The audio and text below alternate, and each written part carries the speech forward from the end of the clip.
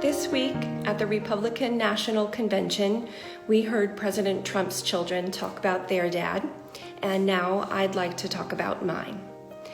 My dad, whose name was Jerry Singleton, was something of a Renaissance man. My mom always says he was great at everything. He was a very talented musician. He could play the oboe, the clarinet, and every type of saxophone you've never even heard of. He was an athlete. He was an avid student and teacher of philosophy, particularly Aristotle and the Stoics.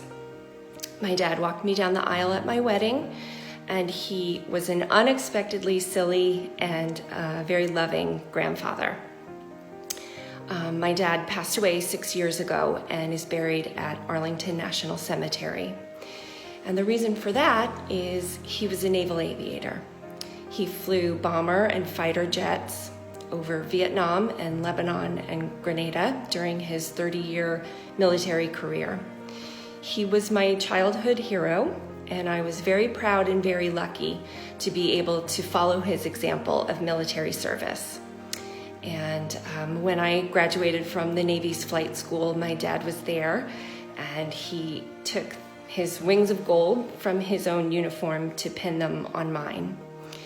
And I spent almost a decade flying search and rescue helicopters aboard aircraft carriers, headed for different wars than my dad's.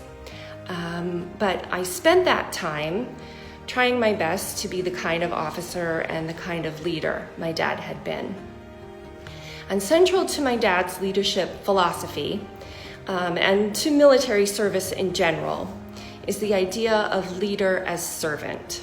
So this is the recognition that leadership is not just about power and authority, but it's also about responsibility and accountability and stewardship, not just of resources, but of people, the lives and the well-being of the people that you lead.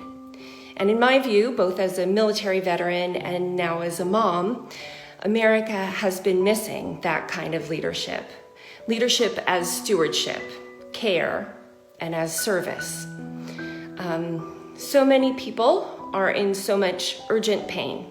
The pain of illness and death, of chronic systemic racism, of hurricanes and wildfires, the pain of job loss, mental health struggles, of what feels like a pointed rise in casual cruelty and disrespect in public discourse. And even just the sadness that comes from not being able to send your child to school for his very first day of kindergarten. And I don't think President Trump created all these problems, but I do believe he has made them worse. By dismissing the danger of a global pandemic, pretending racism isn't the grave moral emergency it is, by blaming people for the natural disasters that have destroyed their homes, by weaponizing disagreements on social media to the point that they turn into animosity and hatred and even violence between family members and friends and neighbors. To me, these just aren't the instincts of someone who is sincerely service-focused.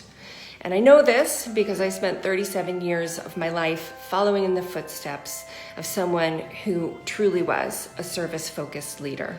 So this November, I will be voting for Joe Biden for the simple reason that I believe he understands that good leadership, trustworthy leadership, is an act of service and requires compassion.